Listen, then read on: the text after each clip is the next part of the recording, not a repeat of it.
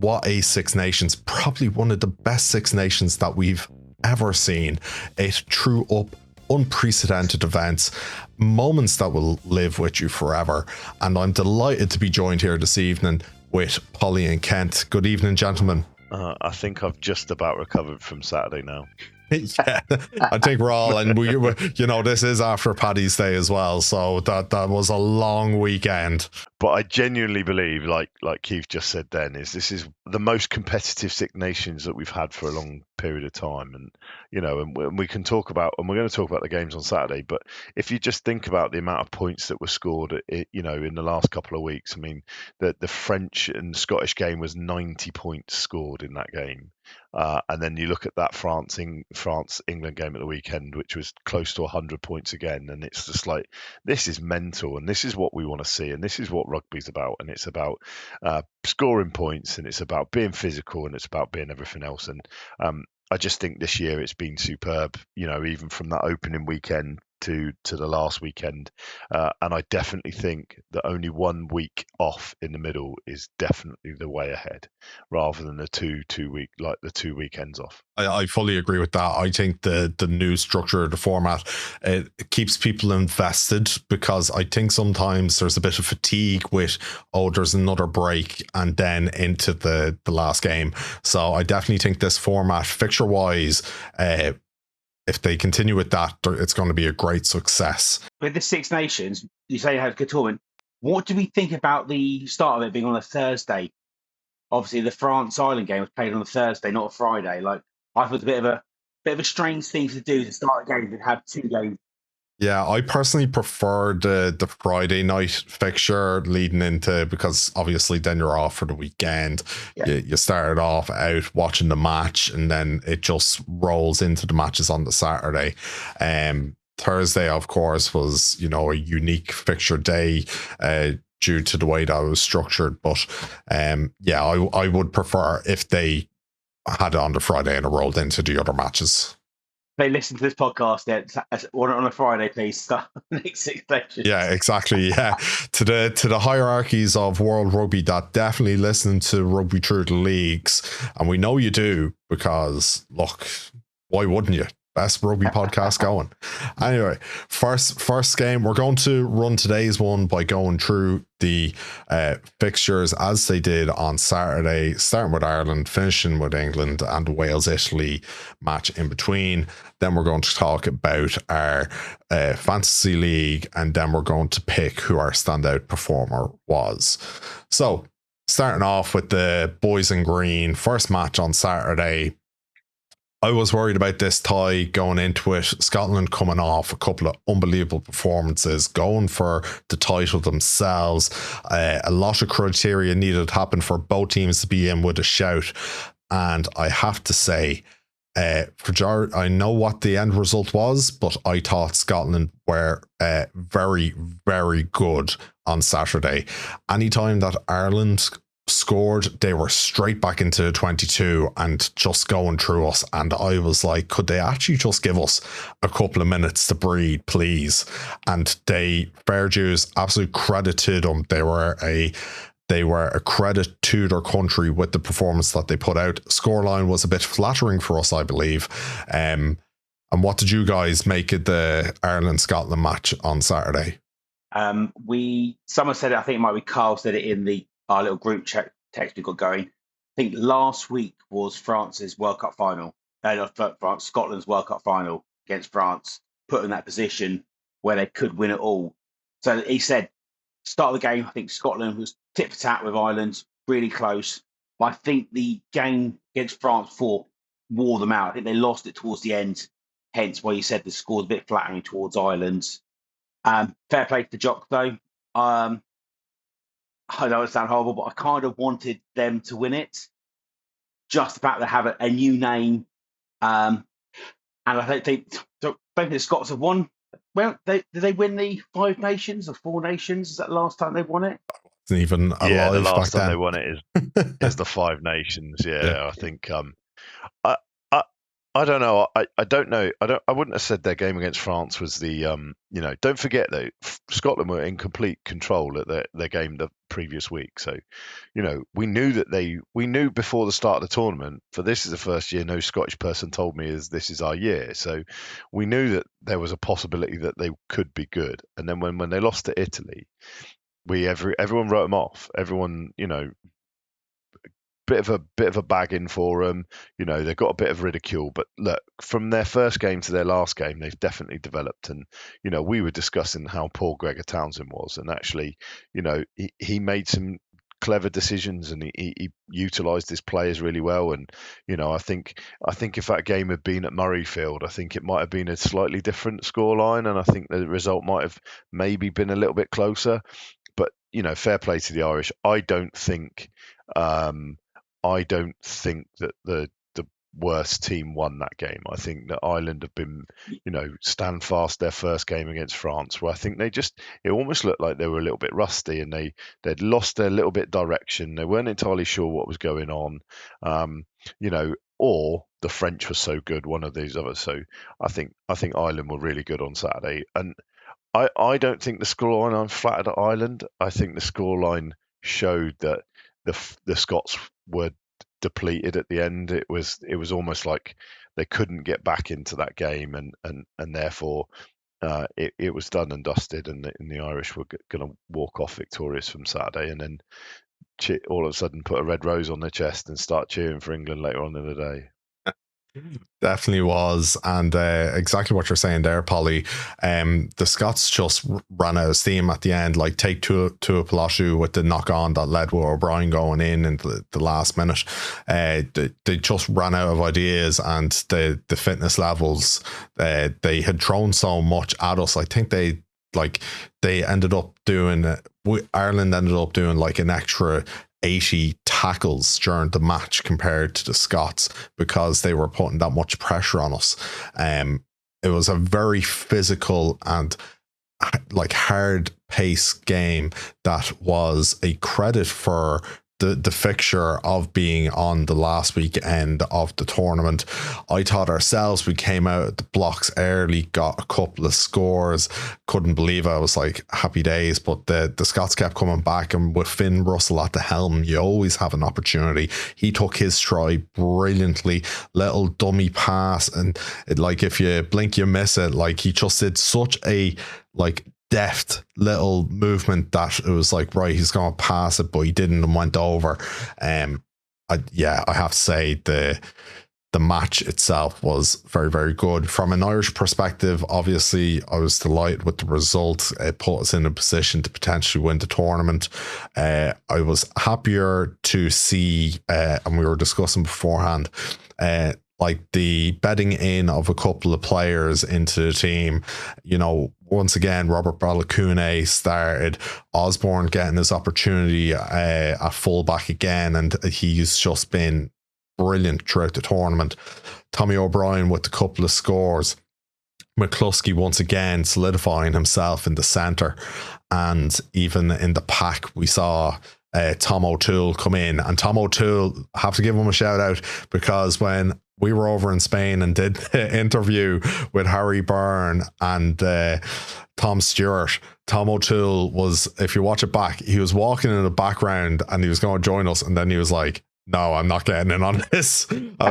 He was like, no more media for me. He was out. So every time I see him, I just laugh thinking about that. But yeah, it's good to see.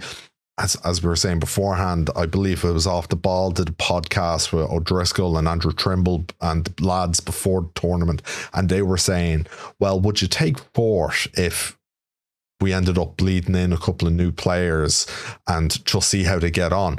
And here we are, second, and doing that.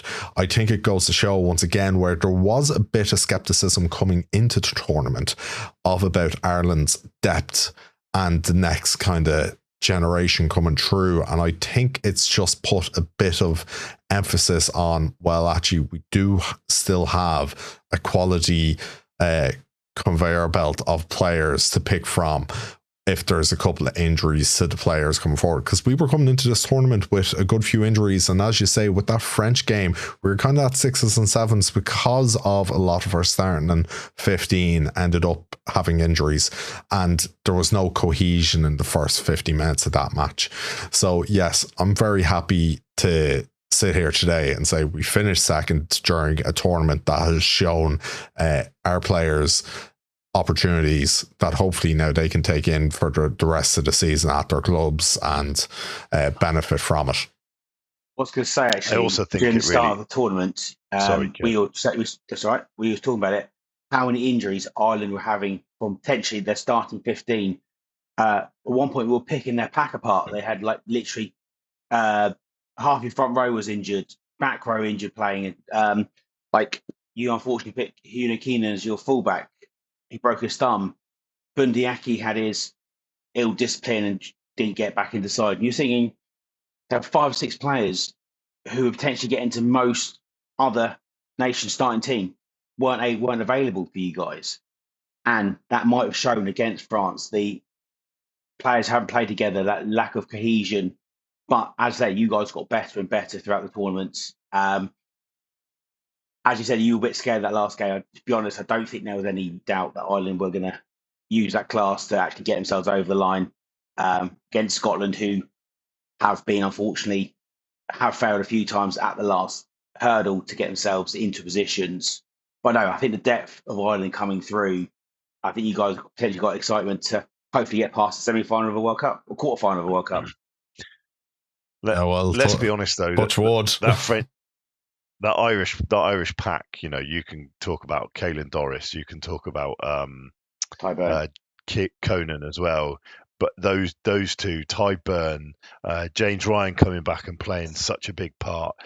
You can't move far away from Ronan Kelleher and Dan Sheehan as well. So, you know, Tard Furlong coming back and having his arse handed to him on a plate in a scrummage by an Italian front row, and then coming back and then really putting some scrummaging in. So, you know, we always talk about, you know, when you talk about when you talk about building a team, you've got to build that core, and I think, you know, that Irish team did, and I think France was a big learning curve. And then, you know, whatever Andy Farrell had done and whatever he said to that team after that game is really inspired him for the rest of the tournament. So, you know, fair play to them finishing second, because I don't think anybody had them finishing second. I think most people had them finishing third.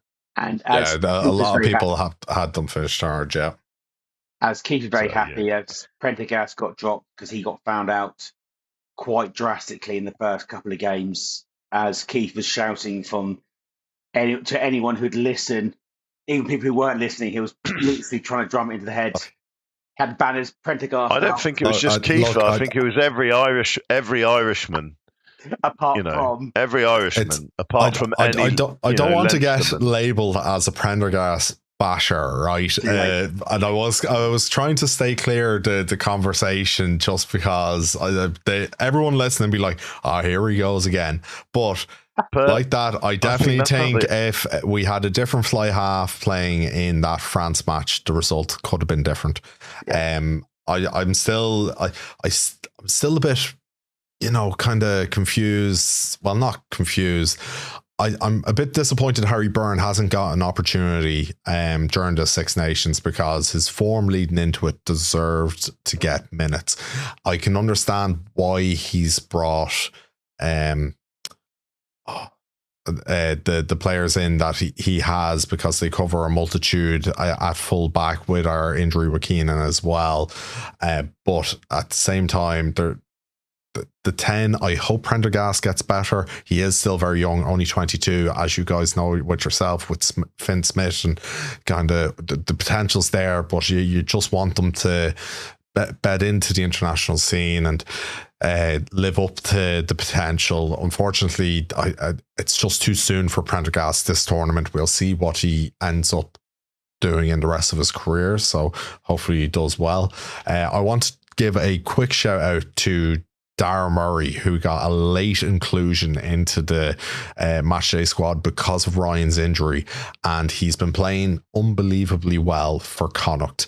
And even that day when we watched Ireland A over in Spain, he had a brilliant match that day, and he came on, got a try, and it's great to see just a combination of other provinces with Connacht, Ulster, Munster within the squad, and it's not just that Leinster cohort. Even though Finn Russell said in his post-match interview, like, the Aviva is one of the hardest stadiums to come to and get a result, particularly because the Irish team has that Leinster core. So it's just great to see all the provinces come together and perform. And welcome in, Carl. Thank you for welcoming me in. I've only got a quick visit. My presence is only short, but I'm sure I can probably offend a few people in the meantime, so don't worry about that. Absolutely, no doubt, and that's what we love about you, Carl.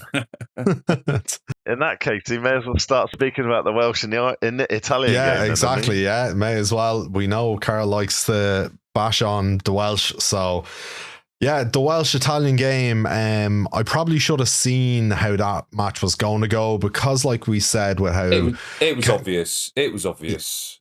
Yeah, like Ken said, that the Scotland, final was the French match. The Italian final was the result against the English, and should have known that they just went on an absolute tear afterwards and weren't going to turn up in Wales. But on the form, kind of like, right, okay, Italy are going to get a result, and Wales came out, pride on their chest, and just absolutely put them to the sword. I think Wainwright stood out in that game for me. I think Carmo had him in his fantasy team for his every week one.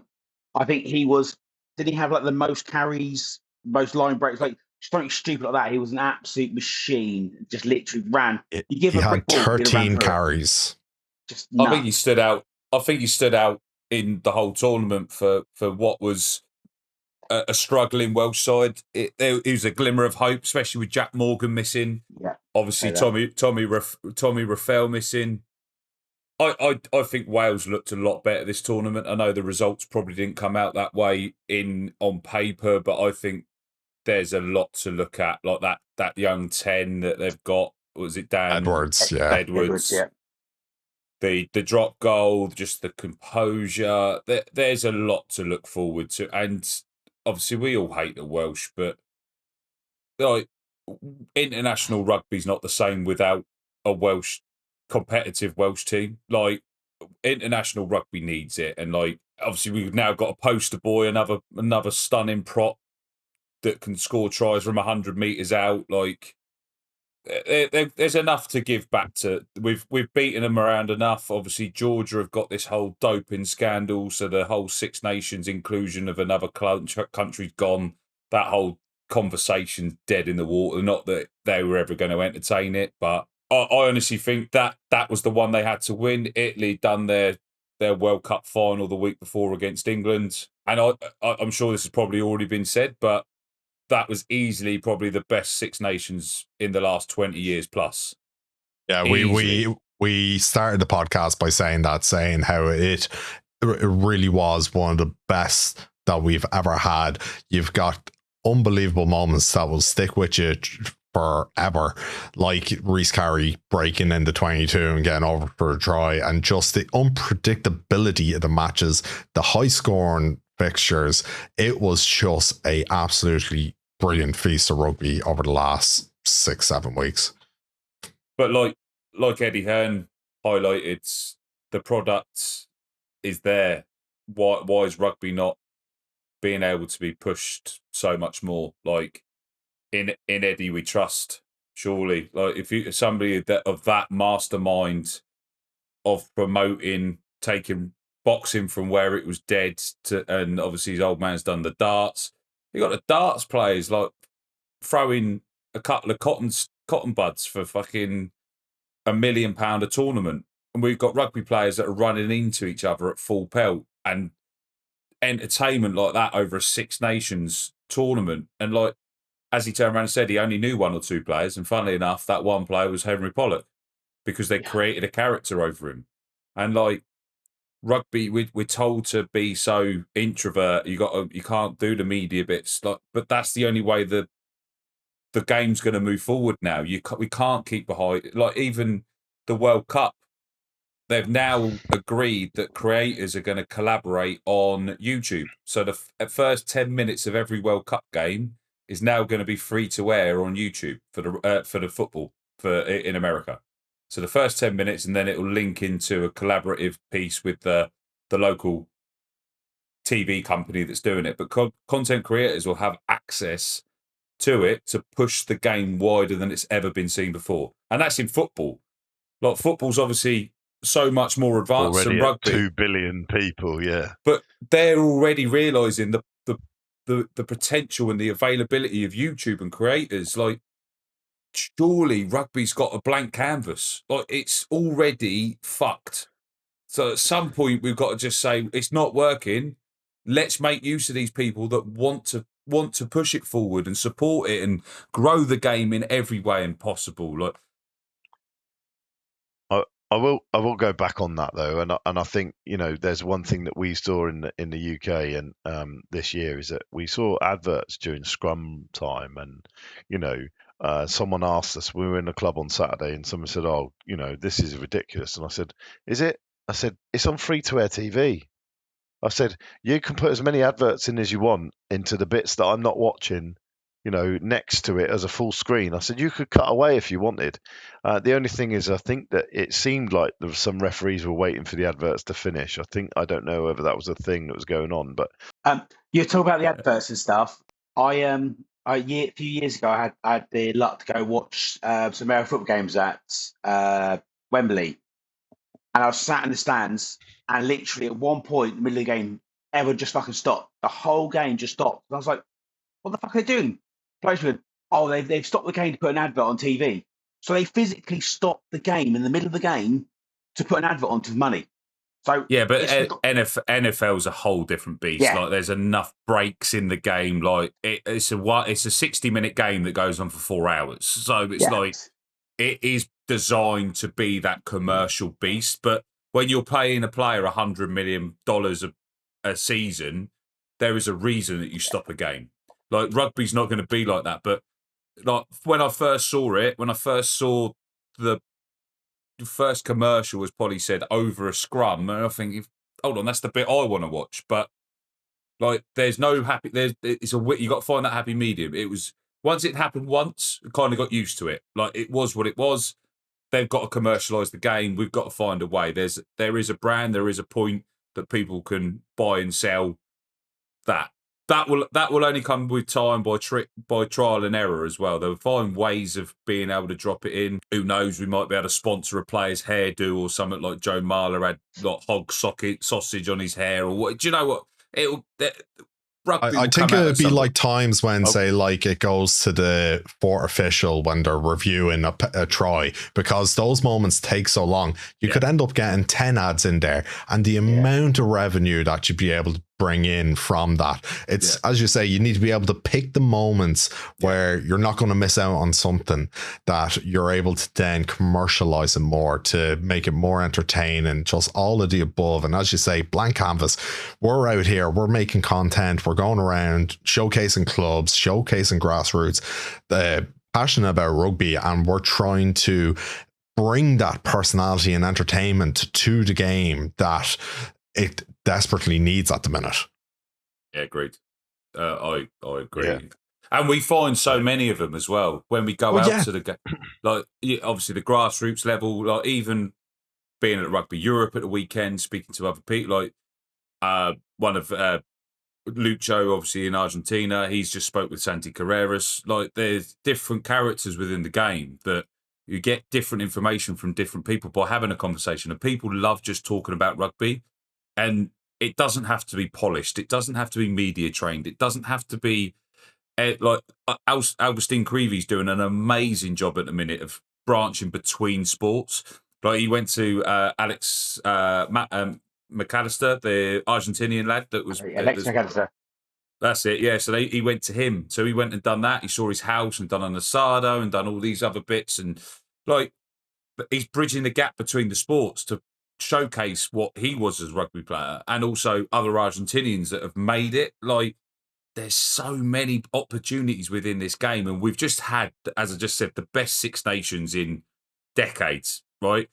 that should be the catalyst to say, right, this is now the time. But who else outside of rugby is talking about the Six Nations? No one. And I can Who tell else, you that. who else out of Europe is talking about Six Nations? Exactly, they don't give a shit. But I know people that are coaches and passionate about soccer, and they don't give two flying fucks about rugby. You know, like Ireland were playing in contention for, and they literally do not care. So it's trying to get them invested as well, because we'll always be invested, but it's about catching the attention of those that wouldn't usually. And as you say, it's about bridging that gap and kind of going, okay, there's something here that would, okay, yeah, I kind of like this, I'll stick around. So, but does that where and I think Italy being stronger, yeah, I mean, I think we all know that certain people's opinions on Pollock, and you know, some people love him and some people hate him, and that's what we need. That's exactly what we want. That's exactly what we need, because like even when he was on the bench ready to go, bye Polly. Whoa, there's no need to take offense to that, Polly. Fuck's sake. I know you're a traditional man, but come back. But as he was about to come off the bench, and, you know, he sat there, he's chewing on his gum shield, you know, arms crossed, and the French, it pans to him, and the French all start booing. And there's absolutely no reason to boo him, bar the fact there he is, a pantomime villain. Yeah. He's a character. That's exactly what you want. He starts smiling, he loves it. That's what you need. Like, you need someone like who transcends the sport. He transcends the sport to a certain, even at a young age, he grabs young kids. Like you said, a Driscoll. Well, let's rephrase that. Yeah, come on. Whoa. Let's. Hey, Henry, if you want to come on the podcast and talk about that, let us know. Yeah. A Driscoll was saying that he went home once and his kid was dressed up all in white with a headband on, pretending to be Pollock. And you think that's Brian Driscoll, probably one of the biggest, best players ever put an Irish shirt on. And his son's trying to beat this English upstart 21-year-old who's being loudmouth, obnoxious, getting his head put in, literally rammed into the ground by James Ryan. But yeah, I think Pollock is the person, or that breed of player who's not afraid to go on social media and make an idiot of himself and put his name out there and bring those stragglers into the sport, hopefully. Be that kind of exciting player. But even like that, sorry, Carl, just while we're talking about like the social media personality, like the first game of the season, just before the France-Ireland game, I'm there seeing Jalibert with his girlfriend doing TikTok dances, and I'm like, this is the fella that is running amok against us, and that's all I can think about during the match. Like, it's the exposure and them being, okay, right, this is what we need to do to market ourselves and try and get eyes on the game, depending on what you're drawing in. The thing is, it's like how long before that gets media trained out of him as well, because there's a certain I hope point. not. But that's the bit that you get to a certain age, like he's still loose as a goose at that age at the minute, and he's able to do.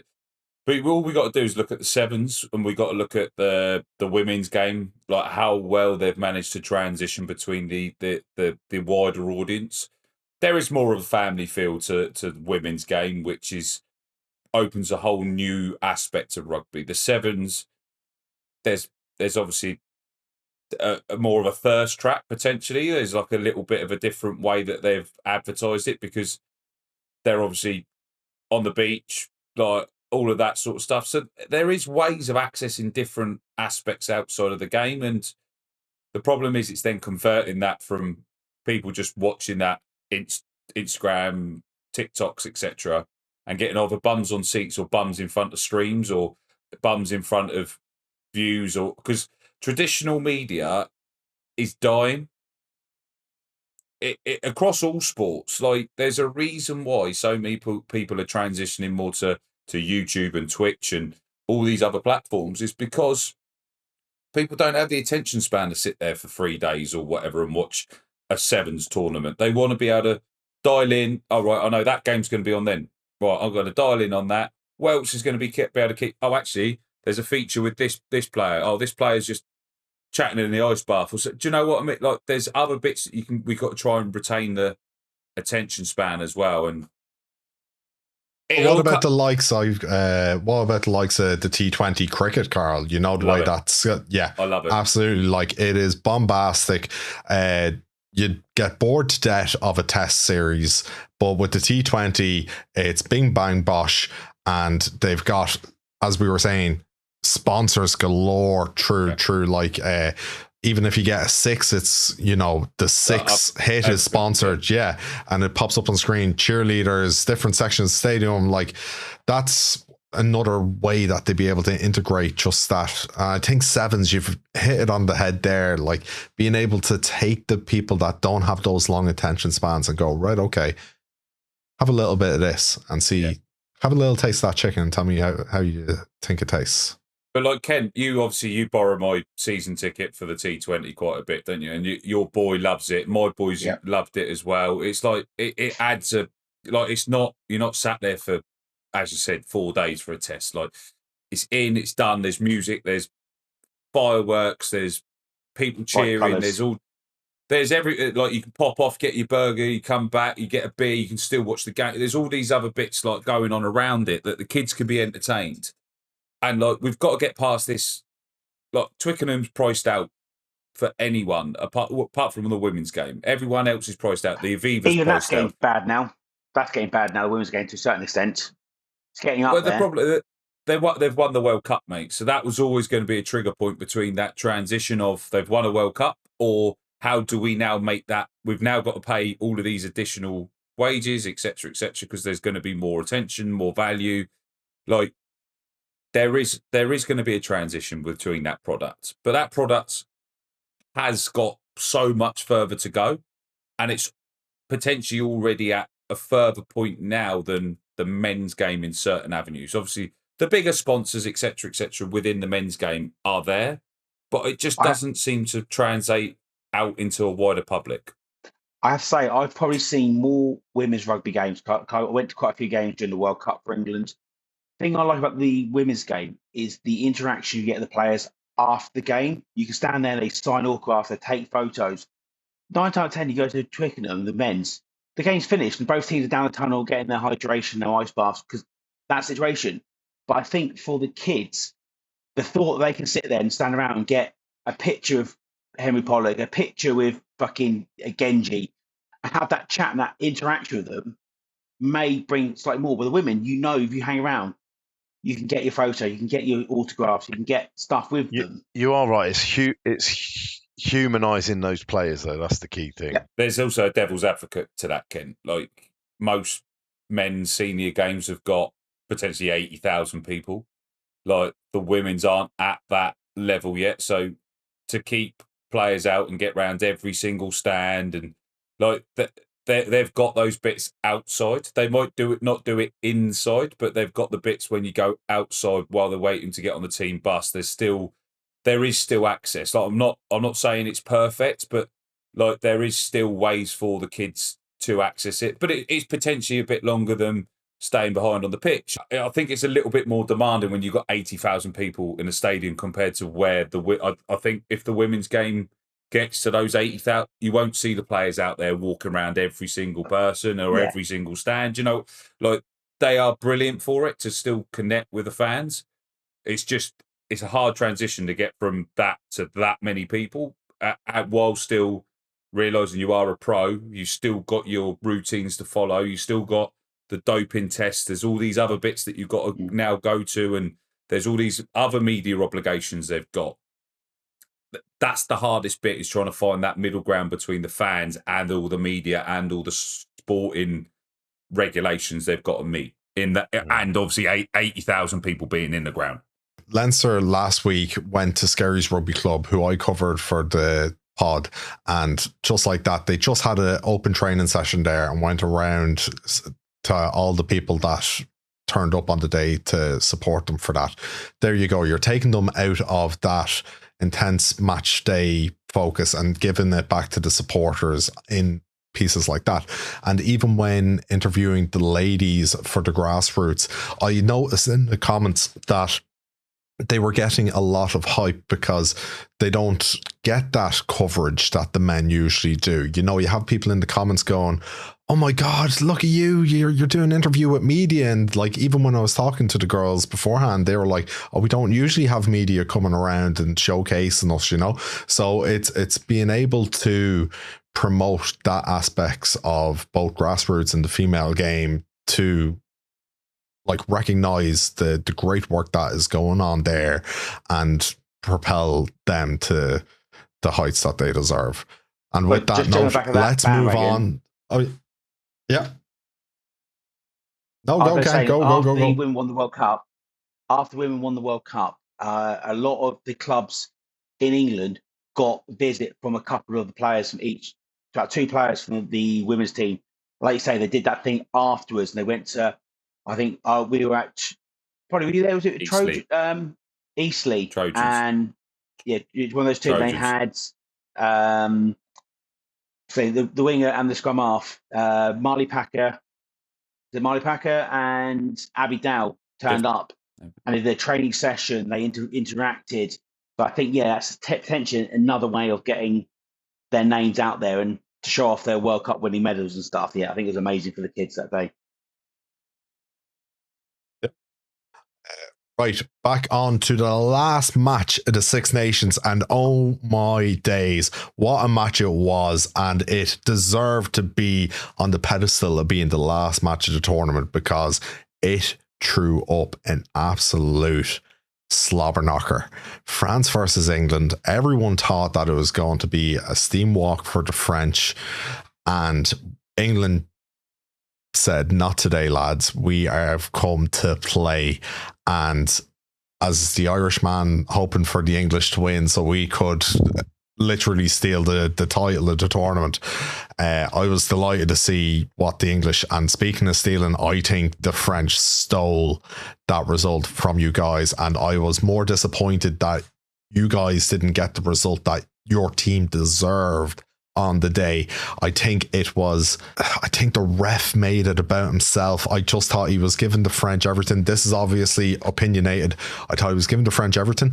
That penalty try at half time I thought was scandalous, and within like the last 10 minutes he had signalled, right, one more penalty and there's a yellow, and even the commentator literally straight away, there was another penalty, and he didn't give a yellow at that stage. He let it go one more. I thought the French got away with murder on Saturday, and fair dues to England, turned up, brilliant performance, deserved to win, but came out empty-handed to a phenomenal Thomas Ramos kick in the last minute. Lads, it's a safe space. How did you think that game went on Saturday? All I can say is, where had that performance from England been? I know we lost, but I actually was happy to sit for the whole 80 plus minutes and on the edge of my seat going, what's going to be happening here? And I think that's a couple of performances before that. Towards this half of the second half, I was like, do I just turn over now? It's pointless. England had no fight in them. And they said this one, I think England actually looked like they wanted to be there. They wanted to play rugby, and they were playing exciting rugby. But unfortunately, Bielbarré, absolute cheat code. I think that boy is just, if he wasn't on the winning team for the Six Nations, I think there would have been something wrong. I think in the last 14, he scored 18 tries in 14 Six Nations appearances now. I think that's just unbelievable for him. But as I say, England, I think this is the way they need to play. They need to go forward on this sort of vein and actually make it fun for an England fan to watch rugby again. Do you think that was down to Finn Smith being back at 10? But that conversion that he resorted to a drop goal was just right. Fucking... I'm going to come in. Unbelievable. Once again, as we've said, moments that will live with you. What a kick. Wow. But at the same time, he has lost the match because of his kicking. He didn't make his kicks. And it's like I was talking earlier on, you're 10. Two conversions out of 6 tries while he was on the pitch? 5 tries on the pitch. And straight away, as soon as Marcus Smith came on, they gave him the kicking duties. And you've got to remember those 2 conversions. They scores those 2 conversions. France have got to kick through the corner and go for. They've got to go for the win. They can't can't just pop a penalty over and away you go. Even one of those conversions, and then they can't win. They can only draw by kicking a point. So, you know, we talk about how important that is, and we talk about the consistency in goal kicking, and you know, in terms of. But the first two, I think he missed the first two kicks, wasn't it? The first two kicks of the game, I think he missed. Yeah. The first tries. Yeah. The two he missed. He missed the second Chesham one that he'd run from like 8,000 metres out, didn't he? So he missed that one. And as why well. did he not run to the post or closer to the post? He ran like beeline from the corner. He was running in he's a second row, and he was running in second row, and he was running in a straight line. What more do you want from him? What more do you want from him? Yeah. He caught the ball and he went the shortest distance to the in his straight line. If he'd changed direction, he would have tripped over his feet and fallen over. He would have knocked the ball on, and they wouldn't have scored. So let's give him credit for where credit's due. Back row that day. Doesn't matter. He's still a second row. We all know about it. His name is written down on my piece of paper as people that were outstanding in this tournament, and we're going to talk about those players later. But you know, we have that. Ultimately, the question is, and I don't think that we deserve to win the game on Saturday. I do agree with you, Keith. Really? I don't. Yeah, I don't. I think if we deserved to win, we would have got the result. You can't start that slow and expect to against the team that is going to absolutely punish you from 25 meters or 30 meters and win. And I think it's, you know, I loved the game on Saturday because it was a hell of a spectacle of rugby from both ends. And, you know, I think it was the first time England scored points when they had no time in their opposition 22, you know. That's the only way, you know, we look at, and you look at the stats and you think about it, break it down as a tournament, and England's percentage of time spent in opponents 22 is one of the highest of the whole tournament, and their points scored in the opponents 22 is the lowest. So, you know, how can you have the most possession in your opposition's red zone and walk away with no scores? Whereas at the weekend, they realised, you can score from outside the 22. And I think that's what there must have been a discussion this week and gone, do you know what? When we get in the opposition's 22, we don't score. So should we just score from outside the 22 and sort of see what happens? And I don't know. I think that team on Saturday, with Elliot Daly at 15, they just looked so much better. With Caden Murley, he was immense under the high ball. You know, we finally found a winger who can catch. You know, I genuinely believe, I think that, you know, they can move forward. And I think if they got a win on Saturday, everyone would have been happy. The Irish would have been happy, you know, but I think it would have been masking some of the things that are a massive issue with English rugby, you know. Carl, you talk about stats, and again, it kind of showed England's game. I think in that about 15 minutes, they shipped like 21 points. That the penalty try, 14 men, they lost 14 points in that game. Penalties conceded within the Six Nations. England were top with 55 penalties conceded this Six Nations. France, lowest, 38. And you've got Wales on 40, 48, 49. Italy and Scotland 45. Ireland on 44 and 38 in France. So it proves that your discipline basically wins matches and wins your tournaments. I've got to jump off in a minute, gents, but like I do agree with Polly. Like if we had won, it would have been one. Everyone would have thought we're going to win the World Cup again. I think it was probably the perfect way that the result did end the tournament. Like there's still underlying issues that have got to be resolved. Borthwick's probably got another 4 years. He's probably now for the World Cup for 2031. Like there's a lot of things going on. Itoje shouldn't have been at the tournament. Like the bloke's mum had died. I know he's obviously England captain, etc., but he was a shadow of himself. Like there's a lot going on outside of rugby. Sometimes players have also just got to step aside and just like, we've also brought a few players in. A few players didn't put themselves in the right frame of light. Some other players probably played themselves into positions. I thought Jack Van Poortvliet looked better option than Ben Spencer. JVP's also had some really bad options as well. So it's like, it was good to see him have a little bit of a resurgence. We're also got to remember we are playing against probably one of the most exciting French backlines as well, with Louis Bilberry, just 4 tries. Like, that was the easiest money I had, was saying that he was going to get 2 tries or more. Like, that was the easiest bet I had in a weekend. But referring back to the ref, as soon as any English fan saw that Nika Kelly was in charge, you may as well just give him the points to France. The bloke is a crook. Simple as that. At every level within rugby, he wants to run the show, and he ruins every game he's involved in. It's a shame. It's every game, not just against the English, but he just wants to be the top. He's done it on so many occasions. It's such a shame, because he could be so good, but he also ruins so many games. Yeah, I have to agree. I brought the point up of the ref, so I'll back you up 100% there, Carl. The whole day, anytime a decision was having to be made, it just felt like he wanted the camera to be on him, and for as long as possible, especially with that penalty try.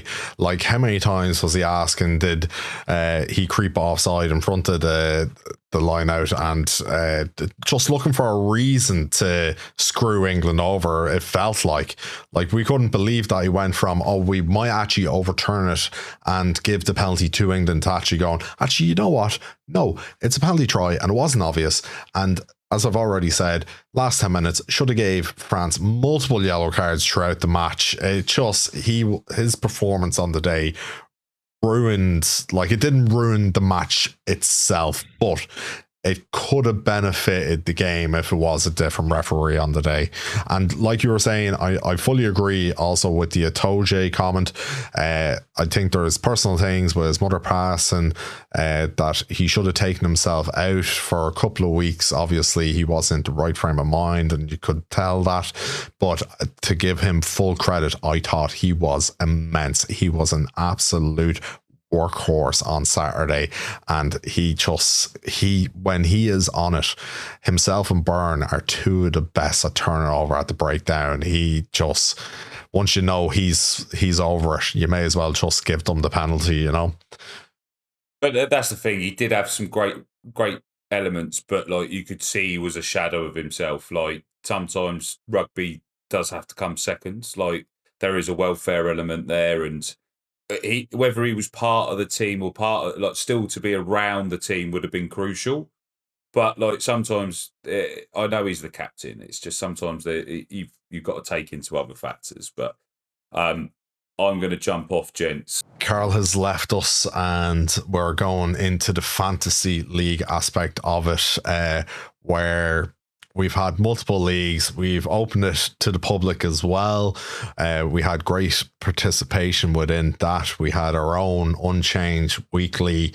And Kent, do you have the standings there? Are you able to run everyone through how it's going? Still trying to find it at the moment, mate. But as soon as I found it, I can get it. First thing I'll say, though, is when I told people about this Unchanged league, and I said, look, 2 weeks before the tournament, you got to pick your teams and away it goes. Some of my mates were like, that's fucking brilliant, as in terms of the expert, in terms of what you want to try and do, because like we said, we've had a laugh of it, and it was like the first time we've tried it, and I think we should probably be able to push it a little bit more. And I think, don't give as many points, and don't get, you've got to try and pick those. That's the opportunity to do the research and go, who do you think's actually going to get into that squad? And, and maybe allow some changes before the match day, maybe 1 or 2, for opening match day, but we submit it 2 weeks before. And my mates were like, well, I want to do that next year. That's what it's about. It's about getting more people intrigued with the stipulations. And, for next year's one, we can think of additional ones. We can open it up. Like this year, we already had the 2 leagues, the public one and our own Unchanged one. And then next year we might change the stipulations again. We'll run a couple of ideas and see what we can come up with. But yeah, as you say, submitting the team 2 weeks before the tournament even started, like you're really going into the analytics and trying to see who's going to consistently play for your nation, other nations, and who might get a nod. And that's why, like, it came back to bite me in the arse, because I ended up picking 3 players that didn't get a minute of rugby over the Six Nations. Hugo Keenan broke his thumb the week before the first match. I went with Ojamo because England at the centre, you didn't know what partnership they were going to go with. He came in with good form. I picked Waukee for France because he was in blistering form coming into the tournament, scored a hat-trick in the weeks leading up, and you're going, you know what, he might actually get in, and you're kind of going, this might leverage me because people aren't going to pick the same players that I'm going to pick, because everyone was going to pick Dupont, everyone was going to pick Itoje and Byrne for the turnovers. Dan Sheehan, highest points, stars, whatever you want to call for a forward at the time, going into it because he was the highest forward scoring last year. So trying to pick a couple of nuances to differentiate came back to bite me in the arse, but for other people it worked out a bit better. Well, I'll start off with the Rugby TTL Unchanged one, where Keith's shenanigans was first. How did that happen? Absolutely, oh my god, failed miserably, and that's in the all. Thank you very much.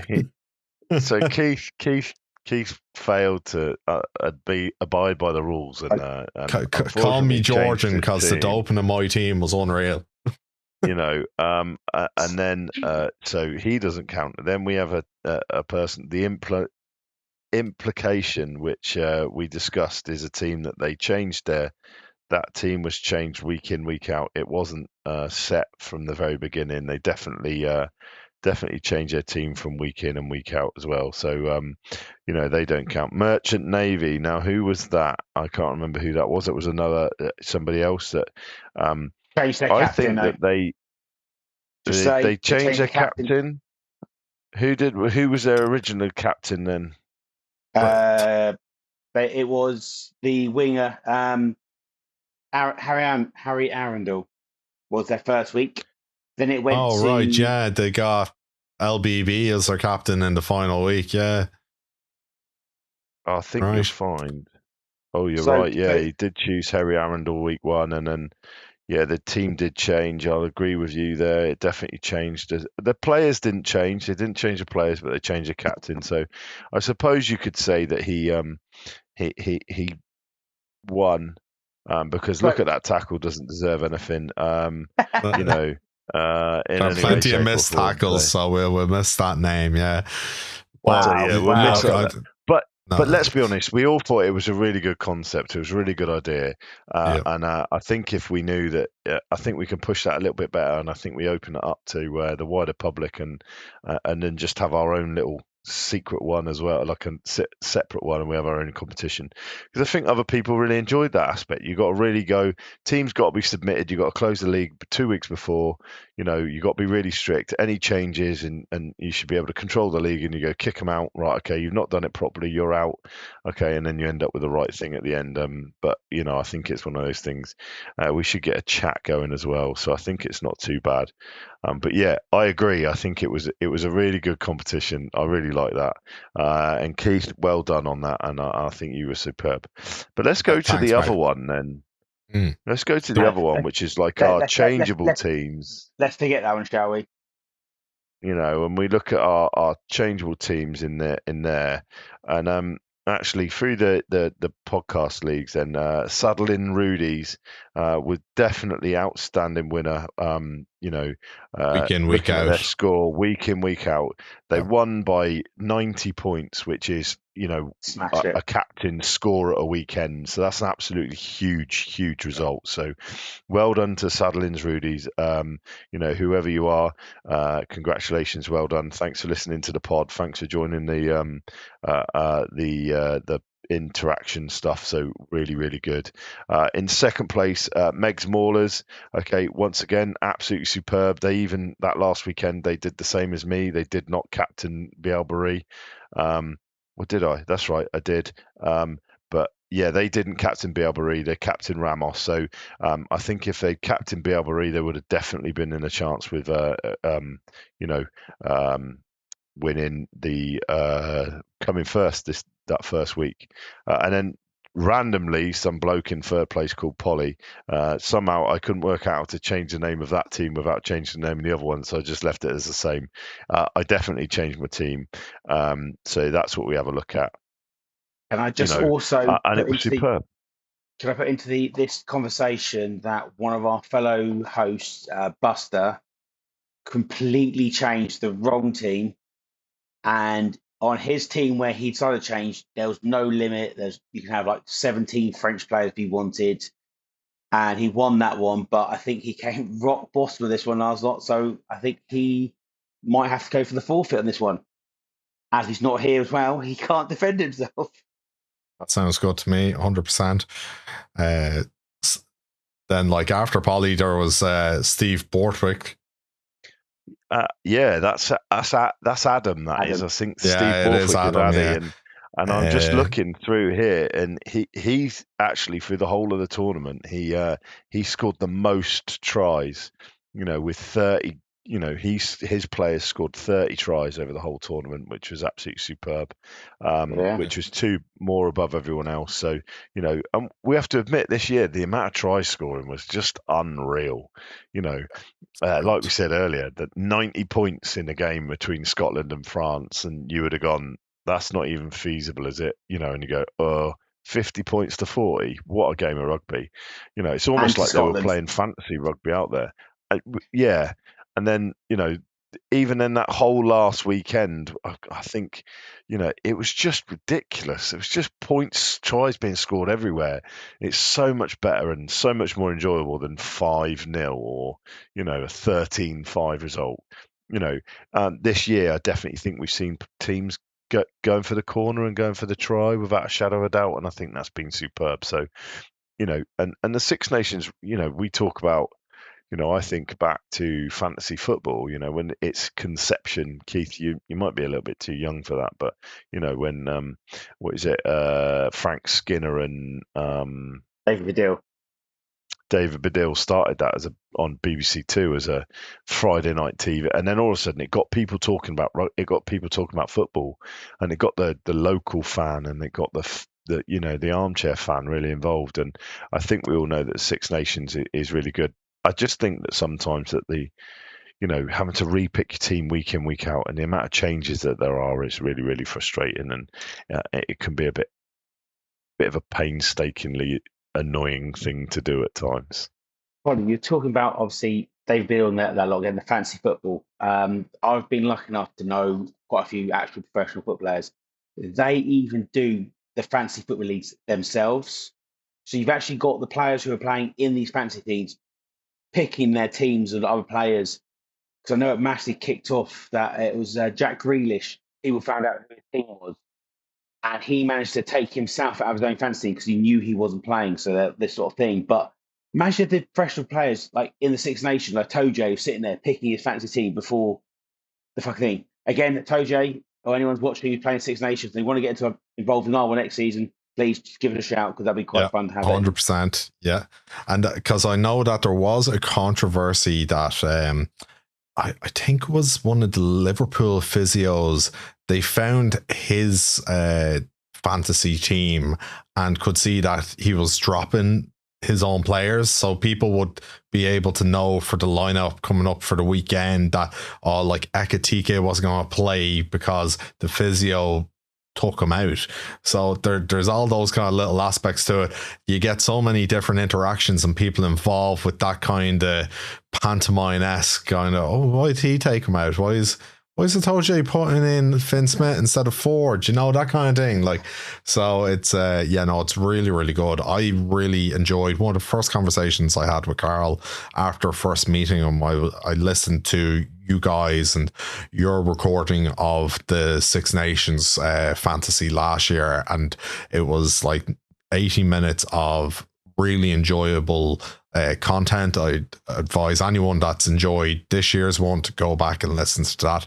It was highly entertaining to be able to listen to, at that point, the knowledge that you guys had of that season going into that Six Nations. I thought was phenomenal, and I've really enjoyed being part of this Six Nations coverage. And I've just thought, from the matches itself to the fantasy to our stipulation fantasy, I've just thought it's been highly entertaining. I hope the people that listen and tune in really enjoy that aspect to what we do as well. Yeah, I can only second that, Keith. I think it's been good fun, and I think we missed a week, didn't we? And I think we've all been, life gets in the way. But actually, I think on a Wednesday night, sitting down having a conversation about the weekend, it's like, yeah, I think Wednesday this year as an England fan's probably been just about right. Yeah, enough time to lick the wounds, to get over the hangover, and get the. I do like the Wednesday, like we were saying earlier about the Thursday kickoff. I do like the Wednesday getting together because it's a staple. There you go, right in the middle of the week, and it's nearly the start of the back end of the week. Instead of just going, oh, here, I've got to get up on Thursday, you go, oh yeah, Wednesday evening with the lads, good chat, and then kick off for the rest of the week. I wonder if we can do it live via like Instagram next year. If we can Instagram, so we can actually have interactions with the people messaging. We can. Like Carl said earlier, like you've got streaming platforms like Kick and Twitch and Rumble now as well for live interactions for random people who come in. As you say, on the YouTube, I know Carl did a tester on one of the Spanish games a good while ago. We do have it is possible. It's just how we're going to get the channel to link up to those pages and get the people that are already listening involved. Folks. Yeah, exactly. Yeah, that will be we're fully on board. We're fully on board with doing live. Hey, look, put it this way. I've been on my tablet, I've been on my phone, I've been on my daughter's laptop, and now I'm on my own laptop, and it's like, finally, I've managed to find a thing. Now all I need to do is buy a decent camera, and therefore we'll be all right. Otherwise, not that black and white thing you've got at the moment. I know, it's really bad, isn't it? I think that I can change the quality of it, but I don't think that's going to really affect it. Oh, man. I tell you what, Paul, I have a spare webcam. You drop me your address, I'll send it on to you. Don't worry about it. I think I'm all right. I think I can rob one. I think I can acquire one from a different source. We're going to have to start a GoFundMe here for each pixel on the screen right now. Well, I changed it because. Go. Talk about the fantasy next season. I was thinking about doing like a draft draw where you pick. You can only so players can pick that player. But I thought only one player each. But the Six Nations with like 12 of us, you're going to run out of fucking props to pick the players. But having a draft where you've got certain players where only the pod can only get picked by 3 people or something like that, so you've got a chance. But again, just to make it a little bit. Well, given that there's the quantity of us to cover the Six Nations, I like that idea. What we could do is, right, okay, DuPont, our 6 names in the hat, and then whoever gets pulled, there you go. Next name, you're going to get Finn Smith. Next name, you're going to get Finn Russell. That I like that. Yeah, that's a nice little concept that you've said there, Kent. Or a little bidding war, so you can go, right, actually, I want to spunk all my money on DuPont, and then I've then got to sort of go down the bottom. Yeah, no, yeah, you know what I mean. Jesus. Between that and what was said about Pollock earlier, I'm telling you, there's going to redact the files. Polly spunking his money on DuPont. That's the tagline for this one. Polly spunking on DuPont. There's nothing else. Thumbnail right there, meme, is there? Brilliant. I think the only thing you wanted to say is that who do you think's been the best player of the tournament? And so the final topic of conversation. You're not allowed to choose the same. Yeah. But you have to choose that one person. Can I do a shout Right. out to a few players who I think deserve a shout out, and then go on to the player who I think probably is? Yeah, take it away. Obviously, Bielbury, I think, is generally just a cheat codes. As I said earlier, last 14 Six Nations, he's scored 18 tries now in those 14 games. That boy is just a generational talent. I don't know how teams are going to stop him with his pace and his ability. Caleb Murley, when he came in the England team, I thought made a difference. Having a player who just ran around and just caused havoc everywhere he went, did really well. Two Irish boys. I know one's going to get mentioned a few times. McCloskey. I think Jamie Osborne. I think revelation coming in for Kuno Keenan, who was injured. If he didn't break his thumb, would we have seen him? Would he have got as much game time? Would he have been now, I think, one of Ireland's rising stars? Joe Hayes for England came in as probably one of the most unfavoured props or less known props for England. And I thought he had an outstanding tournament. But for me, I think the player who has stood out, had the game of the tournament, I think is Rhys Carre for the Welsh prop. Being a front row Union, that try against Ireland where hands off Balogun, runs over, big smile on his face, like and that kid in the park where you're playing the sport you love, and you're just doing it for the joy of it, going, hey, what have I done? And he even gave it the old afterwards. Just, I think he stood out to me. I think as a player for me. Thank you. Yeah, like as we were talking off air, before the tournament, he did an interview and he was basically saying when it came to fantasy, don't pick him because he never scores tries, and he was a try scoring machine. And there was a sign in the Piccadilly Stadium at the weekend versus Italy where it was like, don't worry and carry on, for Rhys Carre. Even my dad got a good chuckle at that, and it just goes to show like how a tournament can bring such like that try he scored against us.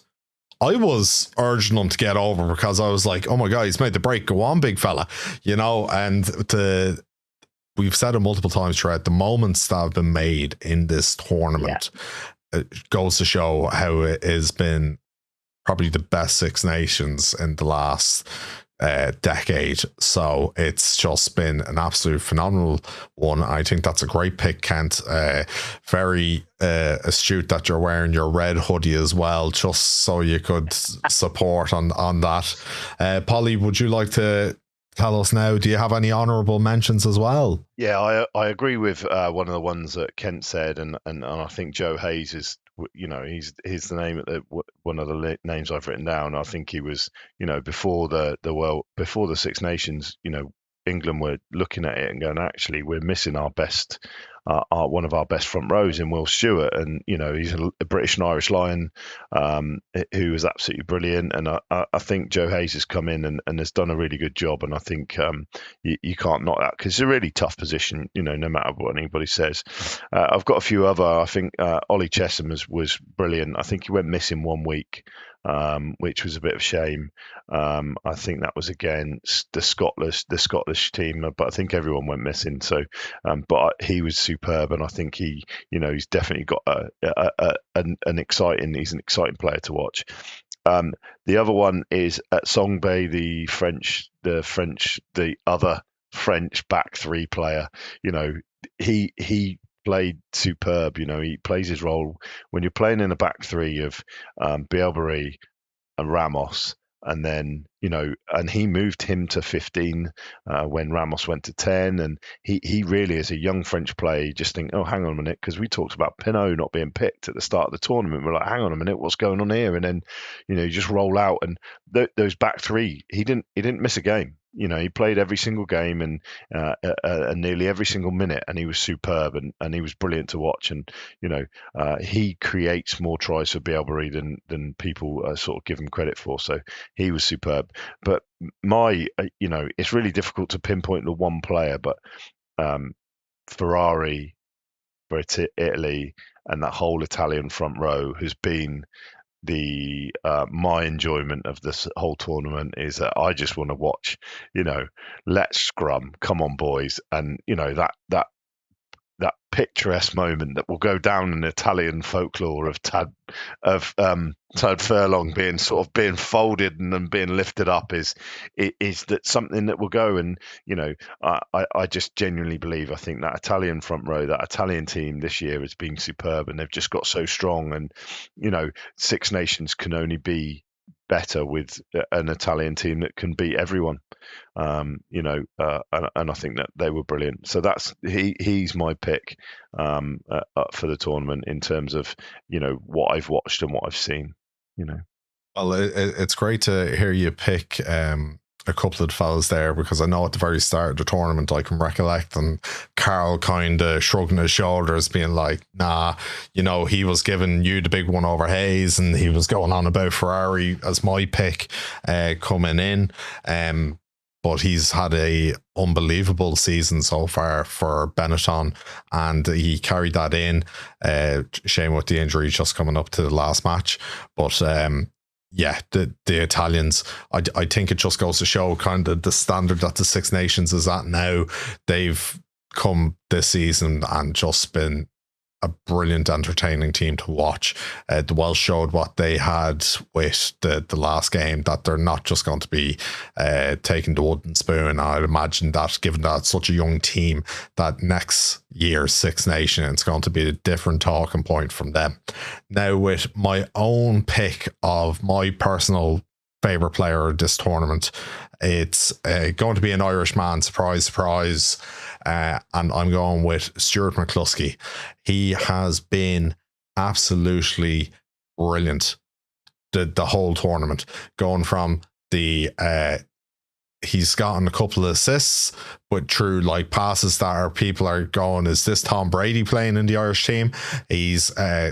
We talk about moments. We keep going back to the moments that stick out in this tournament. The way he got back with a smile on his face to tackle Marcus Smith into the corner, where there's absolutely no reason why a fella his size should have been able to catch Marcus Smith with that yardage advantage.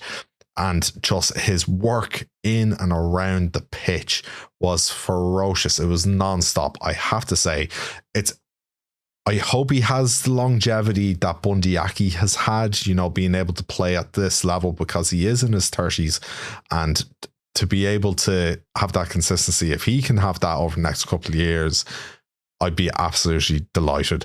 Once again, I go back, great to see players that are playing with the other provinces, the Ulster boys coming up and showcasing that they deserve a spot. He didn't get his spot in this Irish team because of Henderson being picked over favourability with Farrell for the last while. And it's a shame that he hasn't had that opportunity, but he was given it this tournament, and by God, did he take it with both hands. He was my pick of player, my personal favourite player of this tournament, and I hope to see those type of performances continue, because we said off air, Polly pointed out he didn't think that Ringrose had a very good tournament, and I'd agree with you there. And you know what you're getting with Ringrose. You're going to get like a solid 6 out of 10 every week. He's going to put the tackles in. He's not going to work, absolutely turn the lights on in the stadium and be like, right, I'm doing this magical piece here. He's a lesser Darcy in my book. Gordon Darcy, one of my favourite all-time centres.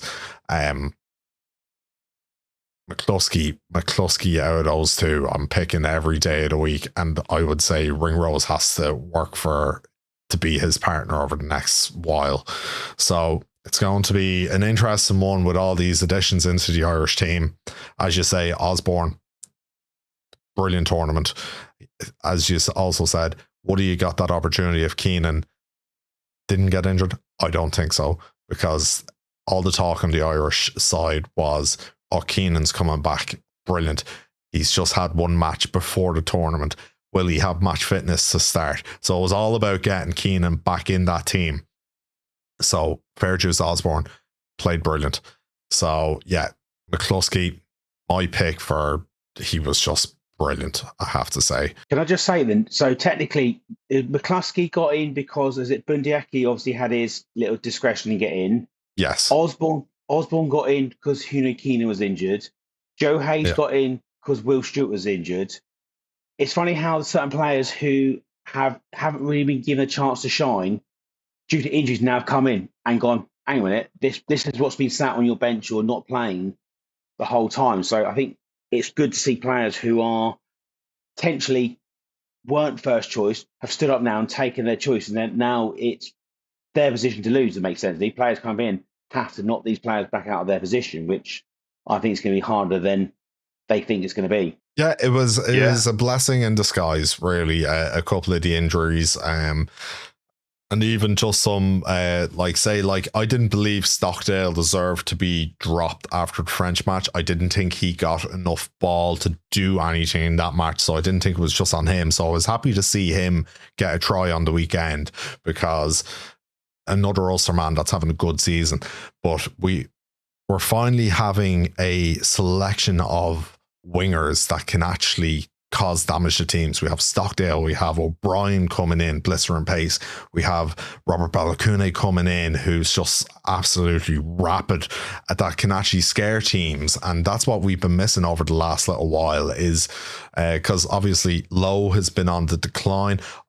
Lowe is my mother's favourite Irish player, but the last season he hasn't performed. So to know that, right, well, we have someone that can come in and fill the void that he has cemented that position over the last number of years.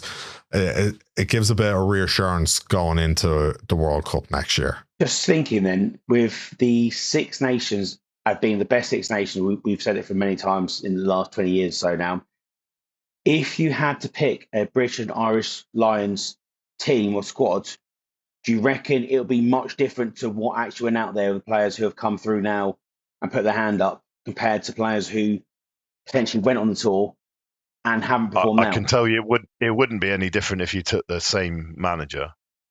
It still would have been 100%, it still would have been a heavily Irish side. I think you would have seen. I still don't think that the Welsh players, I don't think that it still would have been very, very few Welsh. Just Morgan. I mean, don't forget Jack. Well, Wainwright would have gone, but Jack Morgan's. Don't forget that Welsh back row was missing two of the Welsh stars. In terms of Jack Morgan, the captain, and who's the guy who's just gone to the Gloucester, the other guy who played in the summer. Tommy Ravel. Yeah, Rafael. Yeah, so you're looking in terms of there. So, but remember, we always talk about this, and the Lions is one of those things that's going to come up, and it's like, well, let's not talk about the Lions for another 3 years, because it doesn't really come in contention, and that's just my personal opinion, Ken, by the way. But you are right, is that when you look at that team in a tournament and you think, actually, hang on a minute, it was ridiculous. There's players from everywhere. Some players just played superbly, and they really put their bodies on the line this tournament. I mean, I think from week one you talked about the French prop, the French second row, Gilliard, and you think, well, hang on a minute, this young lad's coming on, he gets man of the match after playing 50 minutes. It's like, this is ridiculous. Those players, we know, we talked about strength in depth for all of those teams, and we said at the start of the tournament, we said probably England's strength in depth of the home nations is probably the strongest, and actually it proved it regardless of whether it was strong or not. Their first team, their first string players weren't good enough. So clearly either the players aren't good enough or the coaching is not good enough, one or the other, or the way that they've got them playing. Because when we watched them on Saturday, that they, when it wasn't just let's just kick the fucking ball away, let's not just set piece and do some other bits. Let's actually think about our attack and how we can score. They look pretty good, Yeah, I don't think it's England's players' lack of ability. It looked like to me that potentially they were trying to play a system which either they weren't suitable playing, they weren't used to playing. And I think, like you said, the last game, they went, fuck it, let's just throw everything we've got to attack. And the players' natural abilities actually got them to a point where we thought we could win the game. And then I know My- Keith's the- Keith's number one enemy, Jack Van Portfleet, with 2 minutes to go, kicks the ball, giving the French and the referee a chance to screw us over. So not be horrible. We all knew the tactic is Not set up a long ball, crash it in again, just keep mauling it. 2 minutes, kick it out. England win the game. Ireland the champions. Not But not the first time. Bearing in mind though, Pollock stole the ball, didn't he? And then it was like just keep hold of it, and oh wait a minute, we just remember that's not the first time we kicked possession away in the last 2 minutes. It's like what are you doing? exactly. But I could not believe that he kicked it away. Like, as you say, he's my enemy number one. But the basics of rugby at that stage of a game is see it out, right? Last thing you want to do is give possession back to the opposition. Just give it to the forwards, let them get the ball, bash in, kill the clock, and then just boot it out of play. The fact he gave it back, and I was just scratching my head. Most exciting back three in the tournament. Yeah, they literally were. I was like, they're just going to come straight back at you. And then obviously the penalty itself was dubious, but you just knew why even give them the chance, you know? Look, he is a young player. I think he's only 24. So look, he has plenty of time to fully understand that. I'm sure he'll come, he'll take that and understand in future scenarios similar to that. Just the heat of the moment probably got to him. But yeah, I can't justify kicking the ball away at that stage of the game when you got 2 minutes left. Fucking coach killer for me on a Saturday. It's like, I watching grassroots games, and both of you appreciate this. And I go and watch some grassroots stuff, and they're attacking in the 22, and it's like some back gets the ball, and he goes, "Oh, I'll just kick it for the corner." It's like, what? Your kick is the least part of your game. You're about to try and grubber it. You kick the ball in the conditions that are absolutely atrocious. You're about to get tackled. I know my best option at what point ever to retain possession was kicking the ball away. An option. This refuse brings up another I point. get so frustrated. Like, even we go back to grassroots because that's what it's all about, and I get really passionate about when I talk about it. And I used to shout at players on the sideline is that we've just got the advantage. So the referee's going to give us 10 meters. Internationally, the referee's going to give you fucking 10 minutes, right? Okay, until you either give another penalty away or you I'm glad you said that, because that's exactly what I was going to say. Something needs to change with the penalty rule. It is absolutely ridiculous how many phases that a team can play and then the ref just bring it back. If you've knocked it on after multiple phases, you've knocked it on. If you kick the ball away, then the advantage is gone. I completely agree. And actually, Holly, who was the referee, the Scotland, the Holly whatever her name, Holly Davison. When I think the guy wasn't under no pressure and he chose to kick the ball away after a knock on, and then they went and scored, and he was like, "You chose to kick the ball and you were under no pressure. You didn't have to kick the ball." And you had to knock on, you've kicked it away, it's done. The same, I think, a penalty is 10 meters, not 20 meters. Where's this? They haven't gained an advantage. They've gained an advantage the moment almost that they've broken the game line. If they want the penalty, just stop and I know we're talking about letting the game flow, but if the game's in flowing and it's flowing, they've gained 10 meters. That's it, advantage over. If they wanted the penalty, they could have stopped the game and they turn around and go, "No, I want the penalty. Let's kick it for the corner." No, and that's what they're trying to remove. And I think that's the reason why they gave it such a leeway. And at what point is it? How much advantage is a penalty advantage? That's ultimately the question. There's no distance on it. And if you choose to kick the ball, away and you've kicked the ball 40 meters down there, go, well, that's your choice. You didn't have to kick it. You could have just held it and go, actually, no, I want the penalty. You are right. Certain different referees have a situation where one person there, like Hardy Ocean, kicked away, went, right, that's advantage over. Another time, they kick it over and the kick be no good. They go, right, bring it back for the penalty. You go, hang on a minute, what's the difference? It's referees to interpretation. But also, you've like, chosen to kick it away and it's gone straight into touch, you fucking useless twat. it's also like if a player then plays on for 10-5 minutes and mate plays tackle and gets injured, and they go, right, he'll bring it back for the penalty now. A player's just got injured the whole time. The whole That's situation, exactly what I was going to say. That's exactly what I was going to say, Kent. Like, just you guys have both at the end of your points just said exactly the points that I was going to say. It's not going to change until someone gets seriously injured in a phase and it gets brought back. Like, it just makes, until something like that happens where it's gone on for too long and someone ends up getting a broken leg, just anything, someone falls on you the wrong way, just nonsensical, no need. Until something like that happens, it's not going to change. But it is ridiculous. It's so frustrating that the extra exertion that a team defending has to do for it just to be called back after you've done like really good defensive work and you've turned the ball over just to get a slap in the face and be like, we're going back for the penalty. Right, lads, we could sit here and talk about changing the game all night long, but I think that I know we need Carl back in if we're going to talk about that. We know he's the mastermind behind changing World Rugby. Look, I think we've been doing this now for about 2 hours nearly at this point. I think it's a good point to end it on. I want to thank the both of yous for sticking around for the whole time to record and look, for turning up throughout the whole Six Nations. It's, as I said earlier, it's been an absolute pleasure to come on the podcast every Wednesday and chat about rugby and trying to highlight the fantasy end of it and the fun we had with the stipulations.